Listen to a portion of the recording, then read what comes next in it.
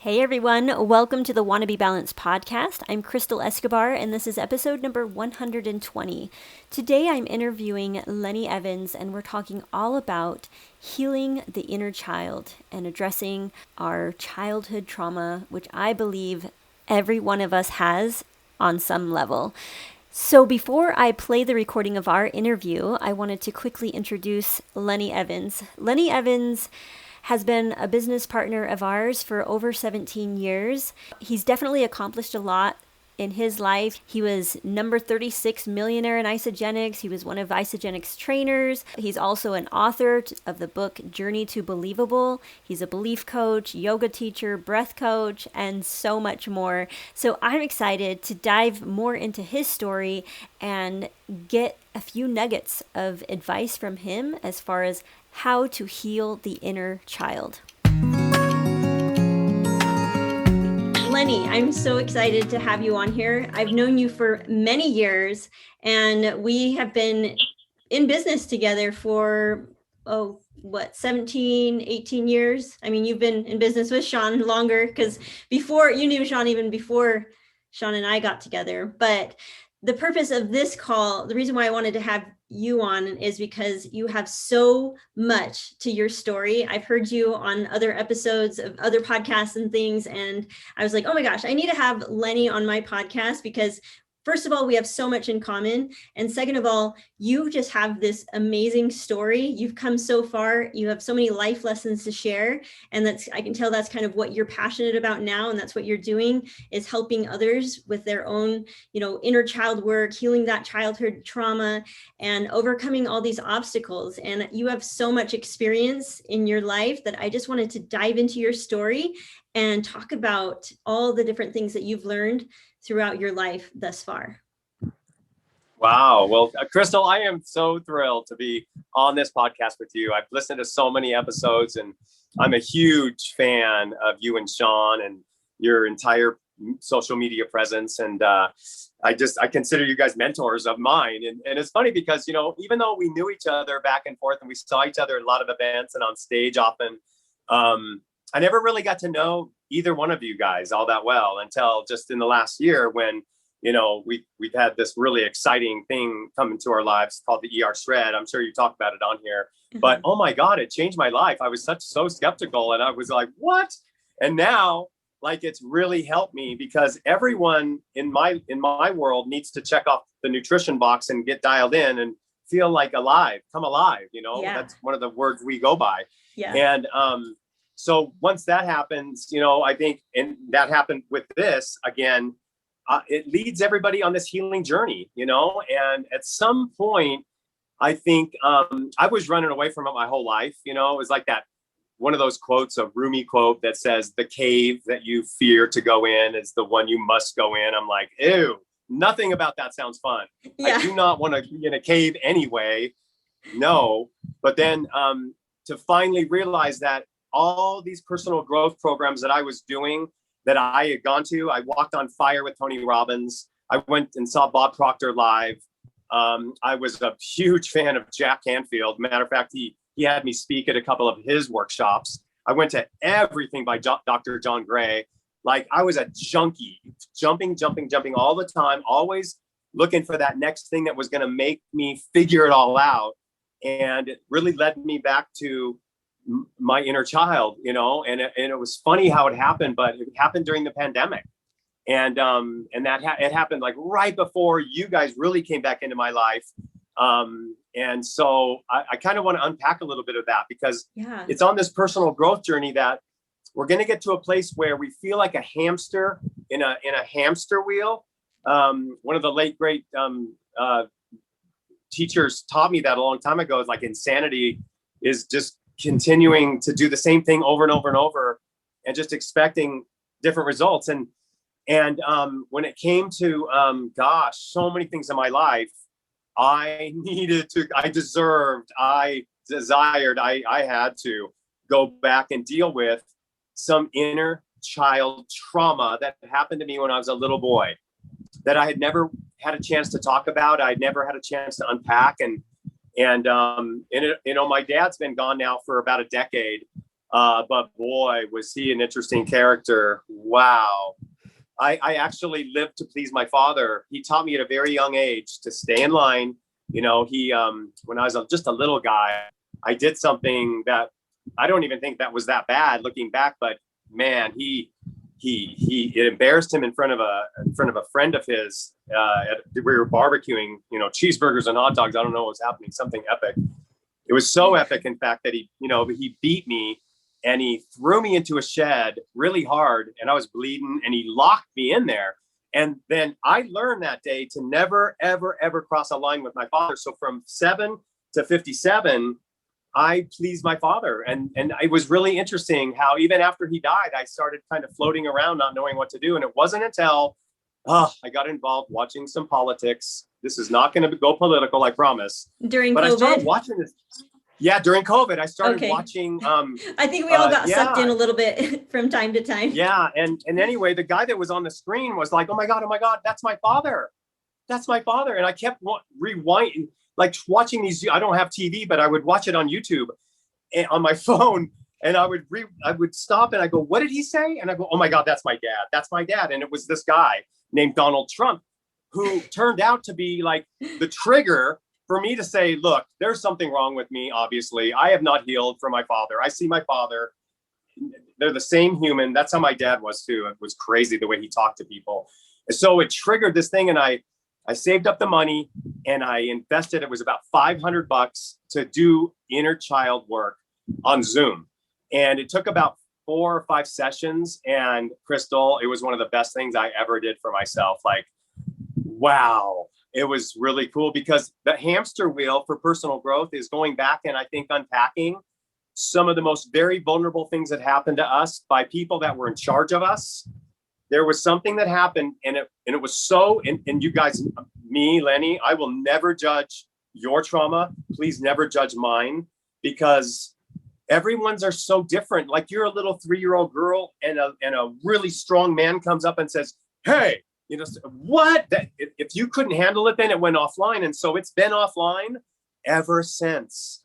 And what this does is it helps unpack it in this beautiful way to where you can see like the love in it, like it's really, I don't know, like I've really been reading this book lately that at some point I'm going to want to talk about. It's called Conversations with God by Neil Donald Walsh. Oh, I like that book. Really changing my life right now. Because he helps me understand why we have to go through some agony sometimes and some heartbreak and some dark nights of the soul. The further we can touch into some of that, the more exquisite we can feel the love on the other side. And that's, I think, ultimately why I'm here is to experience that, and so it gives a lot of answers, but without having gone through that inner child, I think that there's a few things everybody has to check off a box. How's your nutrition? Check off the box. Is your third eye open? Yes or no? Have you done your inner child work? Yes or no? Are you currently shredding? Yes or no? Like all these different things, like, did you get out in nature today? There's all these different things that I think are so vital that we check off, and the sooner the better, because until we do, there's an age-old saying, and I finally understand it. And it really is, that which you resist persists. It's going to come and come and come in your personal, most sacred relationships. And every relationship is a gift. Every relationship we have, it helps us see really our truest self in there. And man, when we do that inner work, I think I can speak for myself again. I feel so different now. I feel so different in my own body. I don't have to prove anything to anyone anymore. I'm back in touch with that little Lenny. And there are some different things that happen. Our trust was squashed at a certain age. Our creativity was squashed at a certain age. Our ingenuity was squashed at a certain age. Our voice was completely taken away, especially if you were in a religion. You were either told what to say, or you had to tell the women in your life what they should say. Like that. What? Yeah. Like any organization I now understand is teaching me that the answer for me is outside of me. That's not true for me. And that's okay. I want to make sure and only teach the truth, So, man, going inside, healing, and doing that inner child work. And I'm happy to talk about any little chunk of that with you. Yeah, I love it's that. Been so fun. Yeah, I want to talk a little bit about your journey as far as, so when I first met you, I remember seeing you up on stage, businessman, motivational speaker, and Mormon, married, kids, like, and now like 15 or 17 years later, you're a whole new guy. And I want to go into that, like how have you changed since then? How are you different? And what road is your life taking you on? Man, Crystal, thank you. That is such a wonderful, vulnerable question. I grew up with a very narcissistic male father who thought that white men ruled, and other ethnicities were evil. They were actually evil. They were not your friend. They would take things from you. They would hurt you. They would beat you. They would take your car. They would take anything. And man, what a journey. And then I went from that upbringing into like this this organization where it was good for my skill set, because I think one of my gifts is that when I'm feeling passionate about something, I get that Neil Donald Walsh says, when you're feeling passion, if you're not feeling passion, find passion, no matter what, because passion is like God speaking to and through you, whatever that is, that source, the universe, whatever. And I know everybody has their different beliefs. I get that, but when you're feeling passionate about something. And so I think that I was that for the church, the Mormon church. I went on a mission, and I really delivered a mission, because man, I knew that I was kind of like, how do I say this in a way? The way I figured it is I had done a lot of bad things before my mission. I went on my mission very late in life. I was already 21, the age of the sisters. And so I was like a man, and there were these 18-year-old Peruvian missionaries. Let's clarify. A lot of bad things, according to the Mormon church. Because now looking back, I look at my adolescent years as exactly the way it was supposed to be. No shame, so many life lessons there, but I had to carry so much shame and guilt over things that are normal parts of a teenager's life. So yeah, I think like I don't ever want to say anymore that, I used to be really bad, because that was how I used to describe myself before. Yeah, well, and I kind of, what I thought at the time was that I needed to do something to make up for it. Exactly. And I could. Me too. I could relate to that. That's why I went on the mission. So, to kind of clean up those those things that I had judged at the time, where I was being told, that's really bad. Yeah. Oh my God. You do that, and it's like right there with murder, you might not make it into the highest level. Yeah. So like I was all in on that once I understood that I could work my way up. So that was about 25 years of my life. I did a lot of different things in my life. I've opened, a lot, I was a high school teacher. I sold real estate in California before that. And then I opened a bunch of restaurants called Hoagie Yogi all throughout Utah and Nevada and California. I opened like almost 300 of them. That's how I totally lost my hair, because I had to have like 30 high school kids at each one. But then when I moved to St. George, man, I'm going to write a book someday. It's called Sideways in St. George, because boy, did I go sideways for a while in St. George. Because I just want to say this, without going into, I don't know how much detail. When I first got away from the Mormon church, I had a feeling that it wasn't a fit, but I didn't have any tangible evidence. And so I went through a pretty dark night of the 7 years. It was about a 7-year dark night, sideways in St. George. I mean, I got really sideways in my life, and someday maybe I'll unpack it, but I had a big run-in with the IRS and with my ex-wife, and I ended up getting levied 100%. And for almost 18 months, and I was homeless in St. George. I spent most of my time in a yoga studio, and in Snow Canyon, because that's where I was welcome. And I learned all about yoga. It was all part of my growing up, like I learned all about breath work and meditation. And, it's all, looking back, it's such a gift that all went through. But deconstructing my understanding of how I believe it all works. Wow, man.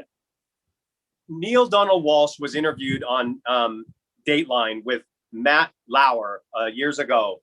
And Matt said, if you had 30 seconds to tell us one message from God, what would it be? And Neil said, I only need 5 words, he says. And he goes, what did God say? He says, you've got me all wrong. Look, I just love you, and I'm giving you life every second. And it's whatever you think is what I'm giving you back. Like, I'm finally getting it now.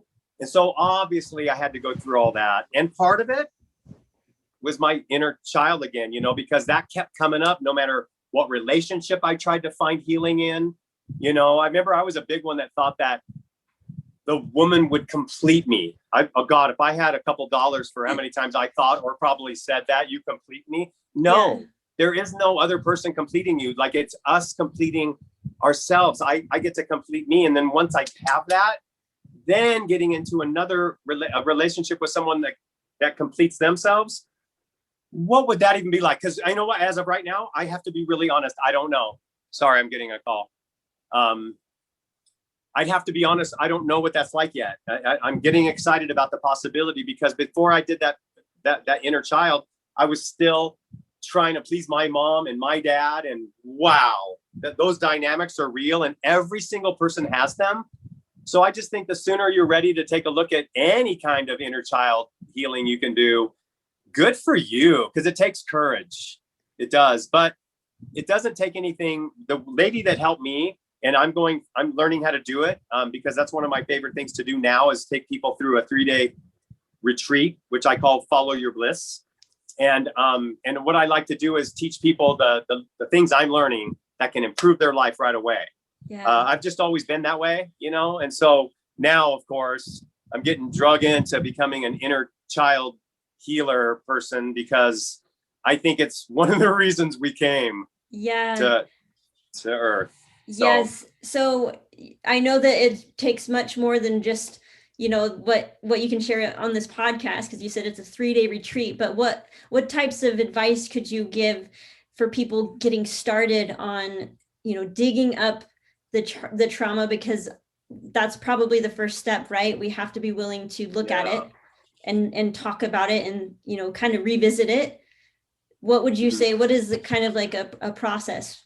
The process there. One of the first, I'll give everybody this for free right now. You don't even have to hire Nikki to do this, but she has you get a journal. That's going to be your journal. That I just love journals, and I love this because it's like new life, Yeah. And what the things she taught me, I never knew about this before, and I started doing it, and I still have been doing it. And that is, it's funny. Well, it's not funny. Like, things go offline at different ages for people. Okay. But there's something about those early, when we're the most vulnerable on those caretakers, man, whatever they decide to say to us, that's what kind of becomes a lot of what we carry until, we can really unpack that. And so can you elaborate a little bit more on going offline? I kind of know what you mean, but tell me what you mean by go offline. Well, it was so traumatic. This is called your inner child wound. And there's up to 1, 2, 3, there's as many as 7 that I learned so far. And maybe some people had really amazing childhoods, and so they didn't. But when I say go offline, it was so traumatic for that 5-year-old little Crystal that it just went whoop. And it just, for you to survive, you had to go into some weird place where you couldn't access it during your teenage years or something like that, right? So when I say offline, it just went offline. It's in our subconscious. And that is why not just anyone can help you with this, because you're going to need help unpacking whatever went offline. And the lady that I worked with, well, I'm getting ahead of myself. So that's one idea.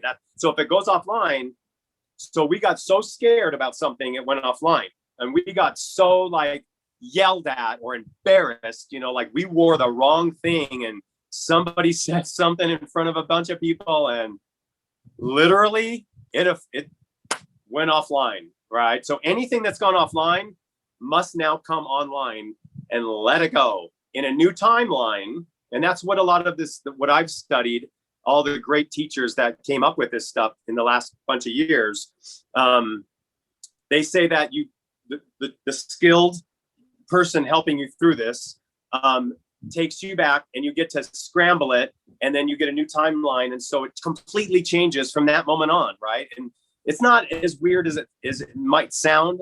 It's just so good to have somebody to listen to you and finally say, no, that wasn't okay. That my dad did that. That was not okay. Like it's, and so when you go through it, you can find out if there's anything in your life. And one of the easy ways, is what I want to say right now, is you can ask a question to your 5-year-old self in your journal that only you read, and then it's the coolest thing to try to do. But if you're right-handed, which I am, very right-handed, write the answer with your left hand. It's so trippy. Like when you see mine, it's almost not able to, because my 5-year-old self was not there yet. With his right hand, he was still like not really good at printing yet. And so it's funny to do that. And I've had so many pages of conversation with my little Lenny. So I've even named him Little Lenny, and now he has a place in my cell phone where I text Little Lenny every single morning, and I say, I love you, Little Lenny, and I send myself like the best YouTube from Neil Donald Walsh that, like whatever I'm studying at the time or whatever. But anybody can start to get in touch with this by something as simple as that. If they're left-handed, answer with the right hand. If they're right-handed, answering with the left hand, and just letting it, you're not going to be awesome at it like right in the very beginning, but man, that's why we came to really start to unpack that. And so what kind of question would you ask your 5-year-old self? Like, what's an example? Oh, like, hey, little Lenny, I'm just learning that I can communicate with you. What's something you want to tell me? Like anything. And man, like he wanted to go right at that whole time when he was locked in a shed. Man, just really right there and say, and now what I've done, and I do a inner child meditation every day, and maybe I'll for sure share that with you, Crystal, and you can check it out and see if your listeners might like it. Okay. But this guy that I study with, his name's Kenneth.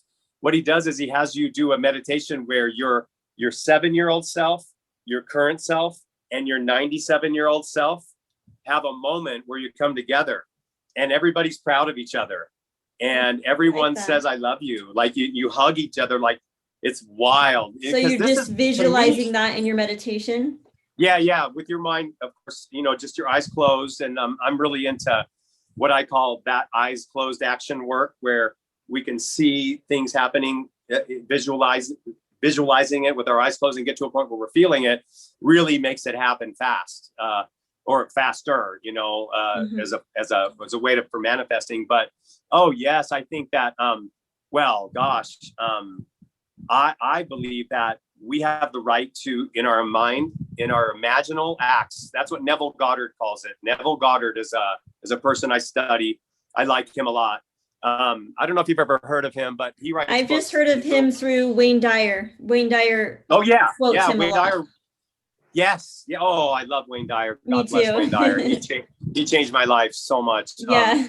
Anyway, he says that all imaginal acts become facts. And so when you get down to it, like when we stop to learn how to close our eyes, call it whatever you want. Some people can call it prayer. Some people can call it, visualization, imagination station, whatever. But when you learn how to really just thank source for the thing and get in there and do it, you can go back and rebuild relationships. And God knows there are relationships in our lives that are not where we want them to be. I have many still in my life that are not where I want them to be. And so as part of my meditation practice now, not only do I go get to say hi to little Lenny every morning and old badass Zen Len, the 97-year-old badass Lenny, but I can also make better my relationships in my mind with my children, with people that are so important to me in my life that I don't have a relationship with yet. And now I'm seeing how I did what I did because of some inner child trauma that went offline. And now I've been able to bring it offline and heal it. God, I'm so, like, I figured that's one of the big reasons I came in. And I think everybody deserves to do this work, Crystal. I really do. I mean, it'll come at the right time for people, for sure. It'll come at the right time. And I know that the lady that helps me, she's a world-class trainer. She goes to all over the world, at least before the pandemic. She was my Dale Carnegie teacher too, but she has a very broad array of skills, this woman. And she said she does work with people. So, like, if anybody's really feeling like they want to do something with her, or whatever, they can probably do a call, or I can find out more about that. But, like, I am just so grateful that I finally got to stop the cycle. Like, my dad, it turns out, I just found this out not long ago. He was horribly abused by his mother. And we just found this out. Through spitting in a little tube. Both my sisters, my brother, we all did this thing where they can trace our DNA. And now we're finding all these half siblings. What? We didn't even know we had. Oh, and we're like, what's the story? And we're putting it all together. And I'm like, wow, I'm realizing more and more that, I really came to learn how to forgive myself. Yeah. Whew, that's a tall order. Yeah. And forgive everyone. Forgive everyone, and really just, learn more, to be more tolerant, more accepting. And I had to be that really judgy person. Man, was I judgy. I have a podcast myself. I do a daily call that turns into a podcast. And the other day I was like, Judge Judy? No, I would judge Judy. I had for like most of my life, I was Judge Lenny, man. I was judging everyone. And what I want to say, what I have learned finally, and this is one of my main points I want to get out right now. And through doing all these spiritual growth retreats that I host, I learned that, man, I was so mad at my dad, Crystal. I was so mad for a long time. I was mad at a lot of people, and I was judging them. And it's my belief that, look, I don't even care what you believe in. If you judge someone, you're going to live the experience so you can understand why you were judging them. And then you can turn around and go, oh my God, that's why. That sucked. And I lived through so much of that. Guilt and shame is a very low vibration. That's why most of my message is how to raise your personal vibration. It really is one of my greatest messages to myself and to anyone that will ever listen, because for so much of my life, I went through a low vibration. Because if you're feeling guilt, stop it. There's no reason why you should ever feel guilty. No one. And you can stop doing that. And when you stop it, you start attracting different vibrational frequencies. That's what Einstein taught us. Einstein taught us that it's all math. You match the frequency with the vibration, and you're going to get that thing. Well, if you're feeling any kind of guilt or shame, man, it's just going to be a bumpy road, And so I just want to forgive. I don't want to judge. I'm in a really good place where I just want that happiness for everyone. I think we deserve it, Well, I love that you mentioned Einstein too, because that kind of brought up a question that I had for you about your dark night of the soul, and wondered if it was ever at one point similar to what I experienced. I've had, I think, like 3 dark nights of the soul the last 3 years. The first was when I found out that the church wasn't true. It was so shocking to me that it just like totally, completely caught me off guard and made me suddenly feel like maybe there's nothing to this life. There's no God, there's nothing. And then I came out of that, and then Sean and I, going through some of our own marriage things, that was like a whole nother dark night of the soul. I share it all on my podcast in different episodes, but more recently I had one. It was almost like the first one, because I've been reading so much and studying so much, and I go back and forth between like mystical and like spiritual to scientific. And that's why I like Einstein, because he can, from my perspective, he can be both. in some things that he talks about. And I just thought, like, I just had a hard time bringing them together, and thought that, like, maybe the spiritual and mystical side is just all made up in our heads. When I started reading on the scientific side, which is, about talking, learning about the brain and neurology and all of that, then I'm like, oh my gosh, then, like, maybe and that we create our own realities. But then I'm like, well, then that probably means that we've created a God, we've created purpose for life, we've created this and that. And so it kind of freaked me out, thinking, like, we'll never know what's true, because our brains are always going to trick us into, especially when I think back in my experience in the church, there were so many times where I'm like, oh yeah, this is absolutely true. So what would you say, what was your dark night of the soul like? And did you ever get to a point during that time where you just believed that there was no purpose to life, and that there was no God and nothing? And how did you come out of that? Wow. Wow. Yeah. That's, and I just want to say too, that I have so much compassion and empathy for you and everyone that's gone through it, and everyone that will go through it. I've been thinking a lot lately about who I'm going to be there for, and I'm going to be there for everyone. I want to be there for anyone that wants me to be there for them, because it's important that we navigate it. Because, a lot of people, when you lose hope like that, things can get kind of crazy. And yes, when I was sideways in St. George, I cursed God. Wow. That's a lot. Yeah. Like, I was trying to do all I could to hide away. And, God, I gained it was an interesting time in my life. But what I want to say is about that. Yes, I've been there where I thought, well, then why be here? And it was through my study of the quantum physics world that really led me back through the greatest yogis of the world, and me becoming a yoga teacher and learning why they meditate, and how there were set of these old yogis. They could do it so well. They could levitate. They could sit in full-blown, what's it called, vipassana, where their legs are all the way up, and they could float. And I'm like, what? Whatever. Like, I was so, like, skeptical about all that. And then through my entire scientific research, I found Dr. Joe Dispenza. So there's these three guys that I've really studied a lot: Greg Braden, Bruce Lipton, and Dr. Joe Dispenza. They're called the Three Amigos. I've studied all their stuff too. I love them. Yeah. And so, like, what they would say about what you just said is, like, look, the only thing that's real is the thing what happens when we close our eyes. If you open your eyes, that's all made up, either by the source of it all or by other humans. Like, if we want to start creating, man, we start creating. And that's why when I learned that Steve Jobs only read one book a year, but he didn't just kind of read it here and there. He would take it to Hawaii on his iPad, right? Because I think he invented that or something. And he had that book, and that book is right here. I need to find that book right now. It's right here.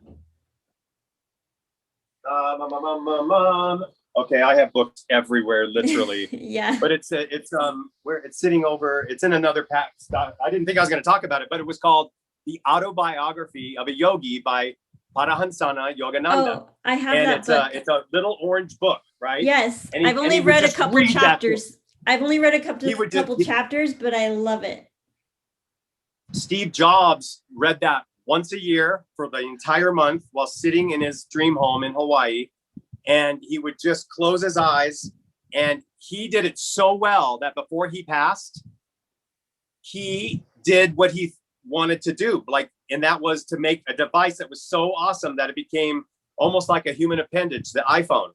So we all know where it is. It rules us, and the Beatles studied with the same guys. Like, they were all learning how to close their eyes. And so here's what I want to say, though, that Neil Donald Walsh just taught me. And it's that the universe, or source, or the creator, as Abraham Hicks calls it, whatever you want to do, whatever you want to talk about, God, for people that still call it God, everybody has a God of their understanding. That God, that source, that power is always a yes. I want you to hear that. That could be the most important thing I ever utter. Because when I read this, like just not long ago, it went inside me. I'm like, oh my God. That means that every prayer I had in that old religion, when I would pray, is this book true? Yes. I want more money. Yes. My heart is broken. Yes. The yes. We have to just learn how to change the question and just become grateful for the thing that we desire. That's true prayer, meditation, visualization, just that alone, just understanding that got us all into a lot of trouble. That the good news is that source is always yes. The bad news is that source is always yes. So be careful about what you're desiring. Source is yes, and that changed my life to where there's no more dark nights of the soul. Look, every one of us, I believe that Neil Donald Walsh is right, that we're all three things, period. We are mind, body, and soul. Every human is those three things, And now that I'm getting that, like, it's really opening up this whole new world of attracting things into my life, just especially recently, that are so exciting to me that I know it's working. So back to your original question, I think Dr. Joe Dispenza, he leaves off where Einstein stopped. Like, Dr. Joe is proving some pretty interesting things that if you can heal it in your mind, if you can change it in your mind, it will change. Like, he broke his back. If you read his story, he was in a horrible accident, broke his back, and he every day tried to reconstruct a perfect back until he finally did it. And he snowboards. I'm sure. I don't know if he snowboards, but I'm sure he probably could snowboard if he wanted to at this point. But I'm just saying, like, I love understanding more and more about what happened. Because I have to reverse engineer it, man. I'm like, how did I believe in that? How did I believe in that? Because, like, example, my dad, he taught me that anyone that wasn't white was bad, very, very evil. And so I was a very fast white boy. I still have the track record at the high school that I went to high school at 40 years ago, however many years ago. I was fast. I was freakishly fast. I could run fast. And I made it to the finals in this one. And we went to a predominantly white school. Like, my dad made sure of that. Where we lived in the mountains, it was all white. And so, oh my gosh, I remember being in the finals of 100, and I was surrounded by everyone that was not my color at all. And I thought, oh my God, if I beat them, they're going to hurt me. My dad told me that my whole life. And I was like 15 years old, 16 years old. And I thought that my dad was still true. Like, it turned out, after I did beat everybody, and I crossed the tape, and I turned around, and the biggest one, man, he was looking at me, walking like this, and he takes his arm back, and I think, oh, this is it. He's going to punch me out right now. And he grabs and he turns his hand, and he gives me this bro handshake. And he says, "You are one fast white boy." And he knuckles me, man. No one had ever hit my knuckles. This isn't, you weren't even born, I'm sure. It was like, 1978, seriously. And I'm like, oh my God, my dad was so wrong. And my life from that day has been finding out about all these lies. People have been telling me my whole life that I believed them. I believed them. And now I don't ever have to believe another lie. All I care about is the truth. And that's what I love talking about. And that's why I love teaching people not to go outside, but to go inside. And I've been finding answers like crazy that way, because I'm learning how it actually works instead of the way. Not only was I taught that it works, but I taught other people, a lot of other people, a wrong way. So I feel like I have some catching up to do. Like, I want to teach for the next decade, all day long, the truth as loud as I can, and that's the way I think that I can make my life make more meaning, so anyway, I know that was a lot. That. No, I love that, because I think that's where realizing more and more where I've kind of gotten off the wrong path again, because I keep doing it. It's like this cycle.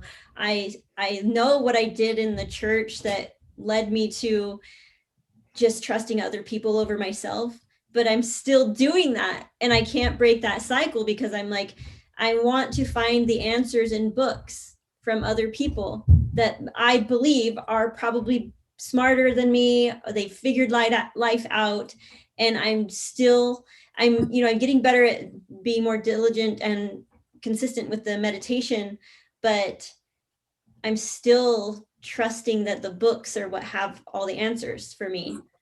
And I keep on going down that cycle, that road again. So I think that's what you're saying, is that I have to go in more. Well, I think it's all so important. Look, Will Smith is famous for saying that the answer to your question is in a book somewhere. Somebody's already written it. And I saw something I loved the other day from one of my new, somebody I follow. I follow some really cool people now that influence me, and whatever. I think people influence us, and then we influence others. I think it's this whole thing, right? But what was it? It was all about what you're talking about right now, where you're going to maybe, those books, we're supposed to be learning all that. I was supposed to go walk on fire with Tony Robbins. I was supposed to, do that sweat lodge with that guy from The Secret. I was supposed to do all that stuff I did, but until I finally got to that inner core trauma, it's like this inner thing that's like a pulsation that's going to extend out, and so no matter how much we go do that, there's going to come a point where we do need to do the work, and that to me, I think is probably, it's like in anything, as soon as we get to it, and one of my great mentors, her name was Renata Lee, is Renata Lee. Do you remember Renata? Yeah. Renata she was right there when I was going through my divorce 13 years ago. And she was a good coach for me. David Wood and Renata and Kathy Cooper. I had some help, to kind of, but I didn't know what I was in for, to arrest me. Oh man, that whole story. But she said, the only way to it, Lenny, is through it. So I was like, what? Does that mean I got to go in the cave? Does that mean I just need to go? And it's not as bad as you think. It's just one of those things that everybody deserves in their life to unlock that little Crystal, that little Sean, that little Lenny, that little Jesse, that little gorgeous, not afraid of anything, here to shine and hear me roar, was going after the world. And then it got shut down. And that needs to come back and make friends with that. And then, so yeah, there's so many different exercises, that's what one of my favorite things that I learned in Isogenics is I started doing retreats with David Wood, one called Beyond Courage. And then that's when I started doing my own. And man, I mean, it's one of my favorite things in the whole world, to just have people unplug and come totally immersed for 3 days. Now that we can gather again, oh my goodness, I am my inbox is full of saying, when's the next one? When's the next one? When's the next one? And I'm like, okay, it's time now that it's possible. But there are things too that get excited about. Well, when that little Crystal went offline, what went off with her?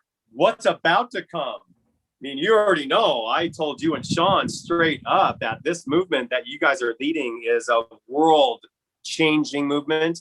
And I see you, and not to take anything away from you, Crystal Escobar, but as a Kathy Cooper, I'm serious when I say that, because of what you guys have been through, and now where you are, and now where you're going to go from that. Because again, I do believe that those things happen to us for a reason, so that we can have more tolerance, we can have more love and more understanding, more caring, more sympathy for everyone. We're all humans in this thing together. And man, we have been lied to. Yes, in a lot of different areas, right? Like with ER Shred around food and nutrition, and then Mormonism around what is the actual truth. And yeah, I think that where I've continued to go wrong is I start to believe that we are only mind and body. And I just, parts of me is the soul. Yes, I want to believe that, but is that just me wanting to be, I think I'm so afraid of having the same mentality as I was as a Mormon, that I have a hard time, fully embracing the soul again, because I feel like that's in my mind, it's that's too religious, and I don't want anything to do with religion, but I still want that soul piece, but I think I'm like resisting it because I don't want to be duped. I don't want to be fooled, you know? I know. God, I know we're so on guard. And that's why the inner child work for you is going to unlock a lot of that, because that little girl had to go offline. And so like there are things it's okay to trust in, like, you know, like but then we don't know what it is, because man, our whole life turned out to be really no, like I've had so many, my dear friend, I was talking with her yesterday, Susan Sly. She says she calls them wall kicking moments. No, no. Like I'm talking about window wall banging your head against the head banging moments. Like what? Like, you know, so I just think that I think I threw the baby out with the bathwater. You've heard that terminology. Like I threw it all out. And then I didn't know what it was. I don't still know. I'm not claiming to know jack about it, right? Yeah. Except for that the journey I'm on now, the most sense that's making really truly is this Neil Donald Walsh guy right now. I just devoured one of his entire books. And it was one of the most spiritual experiences of my life, because of how he explained it meaning like this God thing, which I was taught was like a tangible like thing, but it turns out that looked, you know, with the white beard. Turns out no. But this power, this source, she, you know, knew itself but wanted to experience itself, right? So boom, it like now it's experiencing itself through us and every animal and every tree and everything. And I really like the idea that force, it's like fish don't know that they're swimming in water. What a concept, right? Well, we don't know that the air around us is the very life force that creates everything and heals us in every breath. If we will see it that way, like we are only experiencing that which we are open to believing so far. And there's a lot more. I mean, there's a lot more than I ever dreamed of. And I love experiencing that, I think, more and more. Mm-hmm. And so there are some basic building blocks in this personal growth journey. And that is the first one probably is being open to reading a personal growth book, you know, and then another, and then listening to your podcast, because it's all about that juicy personal growth and you being raw and real and sharing about your dark night of the soul and Sean's dark night of, oh my God, man, I wept with you listening to your podcast, watching your YouTubes, you know, like really. And now to be able to be on the other side of that, so to speak, a little bit, you know, and just say, hey, you know what, guys, there's potentially a really cool life over here, you know, and that's, I want people to look at me and say that, you know, and maybe just me finally not being so judgmental and not being so needing to be right, and me realizing that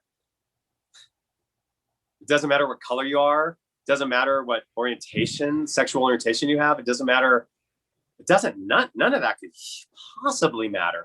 I mean, granted, I don't even kill flies now. Now that's, I know, weird probably, but like I know that we're all somehow connected, and so I figure out a way to let them go. I have about 30 different bird species. Talking about when I healed my inner child, I have become like an expert at knowing all of the birds of California, and I can imitate almost all of them and talk to them all the time. Like that's the inner child. Like, when did I lose that? I don't want to lose that. I go on a mountain bike ride later today and I'll talk to all the animals. Like, you know, like I don't want to, and I don't care what you think about me. I don't care finally what anyone thinks about that.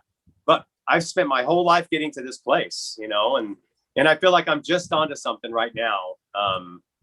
And I'm so excited to be working with you and Sean and Jesse and, you know. Talk to me before we end. I want you to go into a little bit more about creativity, because I'm always seeking like more creativity. And you mentioned that like healing your inner child was really the gateway for you to expand your creativity. And explain to me what that was like for you, and what steps did you take what does it feel like to suddenly feel like you're opening that floodgate of creativity? Yeah, I'm in it right now, and I think it could come and go. But I love that question because I really feel like recently I asked my little Lenny a question with my mouth, and then I grabbed my pen with my left hand, and I etched out. I said, "What would you do all day if your mom didn't make you come home?" Because I wanted to know. Because I thought I knew, but I wanted him to tell me. And so he was like, "Dude, why are you ever inside? Get outside and stop wearing," this is going to, whatever. Stop wearing shoes. Stop it. Unless you're riding a mountain bike or something, stop wearing shoes and stop wearing, this is going to sound crazy, but stop wearing underwear. And this is what little Lenny said, right? And so then I'm like, what? And now everywhere I go, like I am always barefoot, like always. Uh-huh. And as much as I can, because I love to earth and ground, and I understand what that's doing, and it's changing my vibration. Yes. I do believe that there's a scientific measurement on vibrational frequencies. Dr. David Hawkins wrote a book called Power versus Force. If you ever want to dive into some of that, it's where science meets woo-woo. This is that guy's gift, sounds right? like up my alley. And he invented kinesiology, where you can do muscle testing. You ever done that? Mm-hmm. Muscle testing, right? And there are ways to see if something's true, like for real. And he was able to measure like everything on Earth, like Mother Teresa, Hitler, all this stuff, And it's amazing. It's amazing. And then that led into the hidden messages in water for me, which there's a guy that Dr. Emoto, that did the hidden messages in water, and he would freeze crystals with words beautiful, and that's all the same work, right? And so anyway, what he proved was that nature is vibrating at 1,000, the highest. There's nothing higher than nature. Not Jesus, not Mother Teresa, not like a whole lot, right? And so nature. And so little Lenny with my left hand said, was telling me, get in nature, be barefoot. And I don't even wear sunglasses anymore. That's a whole other thing. I'd like to do a practice called sun gazing. I've been doing it for about 7 years, where I think the sun heals our eyes. And, I'm 58 and I'm perfect. I really do have great vision. I mean, I just got my California driver's license, and the lady said, and I did all the little B, D, G perfectly. And she's like, wow, perfect vision. I'm like, it. What? That is so cool. I need to do that. I'm like obsessed with sunglasses. I cannot drive my car without them. But you talked about that last time we were together, and I was like, I keep thinking about that. But I do ground a lot. I love going barefoot, but I've never tried taking my sunglasses off. Yeah, well, but back to this original question about me going barefoot now, me not wearing underwear, me not wearing sunglasses, but me getting in nature all the time, every single day, my bare feet, my bare hands, my bare body when appropriate. And and then it told me, get back what you were doing. Like, I am happiest when I'm in nature, when I'm in the stream. When I see those pictures of Sean and the kids and he's jumping in the water, like that's me. But the day we went on our hike, there was no water. We would have jumped in it, I'm sure. But but that is when I'm the happiest, when I'm the most creative, and all my great ideas come, and who I'm supposed to talk to for business ideas. And there's a way to learn how to just meditate really short chunks, like for 5 minutes at a time, and you go in and you ask a question, and you go in there and you just keep your eyes closed and you keep breathing, and oh my God, the way I've been getting the answers. I think that there are ways. It's so funny, I taught so many people how to do it incorrectly in my life. I got really good at getting people to commit to being baptized. It's no small feat to agree to all that stuff, right? Yeah, right. And here they're begging us, oh yes, I want to do that for the rest of my life. I'm like, okay, I did a good job, but it was just that I was telling him to phrase a question in a way that I wish I knew then what I know now, but I can't be mad. Like you said, thank you for your good example, and just get excited about how it taught me to be such a great teacher. And if I could teach those things well, I can teach these things like at a whole new level. And that's what I really live for, you know. And so yes, I want, and so doing the inner child work, he said to go do that. Then I was doing the work with Nikki Vescovi is her name. And then she helped me unpack all that stuff where I was not allowed to have my own opinion. My dad taught me when I was 7, you will not have your own opinion. You will live to please me. And I literally lived to please my next 3 narcissists for the next bunch of years. And a book that I highly recommend everybody read, it's not an easy read, but it's an important read, is called The Human Magnet Syndrome by Ross Rosenberg. He figured it out. He figured out why we become a little bit of our parents in different ways, and why we become either codependent or narcissistic on the scale, and where we are and how we can move, and how we can heal. And he, in that book, and every other program I ever went to, finally said, you've got to go heal your inner child trauma. And it was like the 10th time during this book. I read it 3 times, and I'm like, okay, dear God, let me go heal this inner child trauma. And so I just really hope that anyone that's thinking about it will do that, because that is not woo-woo. That is not scientific. That happened to you. You deserve to unpack it and change the story. You are not your past. You get a brand new right now, you know. And that's what I'm learning, that the present moment is where it's all happening. It's all where it all has to happen right now in the present moment. And that's where the joy is. That's where the excitement is. That's where the passion is. It's always in the present. So anyway, I think that, you know, everyone taking the time to do that. And my next bliss retreat that I'm going to be having, it looks like in September in Southern California. I'm going to up in the mountains. I'm going to be, and people are probably not going to, like, you know, I'm going to make sure that people know that we probably are going to be doing some inner child trauma work, you know, and that's great, you know, and I think we should, you know. And so anyway, there's so many different modalities out there for sure. But there are some that are just real basic, and I like to keep it simple. It's like my 11-day nutritional protocol that I'm in love with. Yeah. The ER shred. It's simple. It's just simple. That's why it's going to work. That's why it's a game changer, a world changer. And when personal growth can be simple, that's when I love it the most. And there are some things we do have to, you know, go unpack. Anything that went offline, no big deal. I mean, and here's what I want to say too. I just want to say this. My mama's 85. Crystal, my mom, I'm going to go see her right now. As a matter of fact, my sister brought her up the mountains because she's getting her hair done, and my sister lives down the mountain, and it's kind of a big deal. So I'm going to go drive her around the lake. But my mama is in constant 24/7 pain. The only thing that starts to help it all is when she's laying down, or because if she's trying to sit up, she's always in pain. And that is because my mom will not deal with her inner, at least yet. She hasn't gone to deal with her inner child trauma, and it's killing her. I think that, I don't know why people, I don't know. I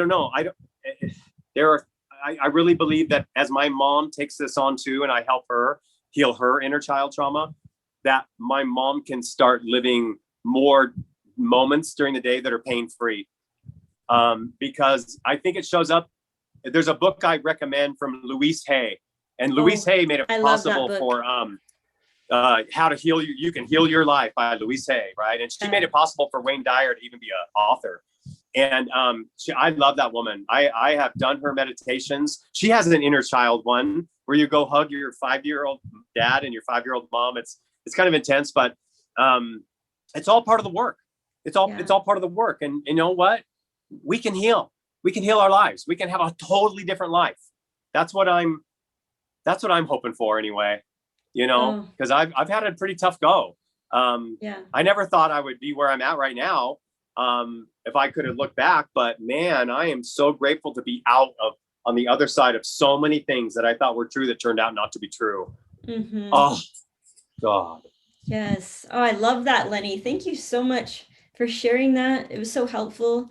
And I've always been really fascinated by the things that you share, because I feel like I can connect with, you know, a lot of the things that you're interested in and that you read. I'm like, oh yeah, I'm into that too. I read that too. So when I've heard you on other podcasts and stuff, I really resonate with what you say. So thank you so much for being on my podcast. And I wanted, before I let you go, tell us where we could learn about your retreats. And you also mentioned that you too have a podcast. What is it called? I didn't know. I guess I don't really, when I think about that, I record every one. Okay. Like every Monday, I do a motivational call, like with me and a guy named Dave MacArthur. And then every Wednesday, I interview Rhonda Collier, who's, and then I just really cool people that really get it, that are manifesting massive things in the world.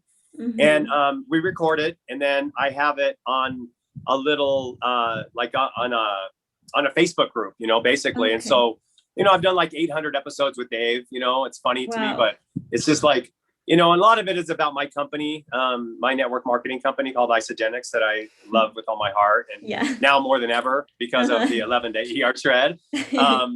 So that's kind of that. And I think, people, if they wanted to do, I talk purely shred on there. Matter of fact, I would love to have you on that and interview you. It's good. I have about like 60, 70 live phone calls on every morning for the last 17 years. That's awesome. And so I've just been kind of doing that, for a long, long time. And, but that kind of also on my bliss retreats, that's a wholly different thing. I invite a few of my favorite trainers, and, sorry, my battery's going out. Some of my favorite trainers come with me, and then we just have this 3-day weekend. And then, man, I have, that's my favorite thing. That's my favorite thing. And so I am just down to, finalizing my exact date. So I will send you my little flyer.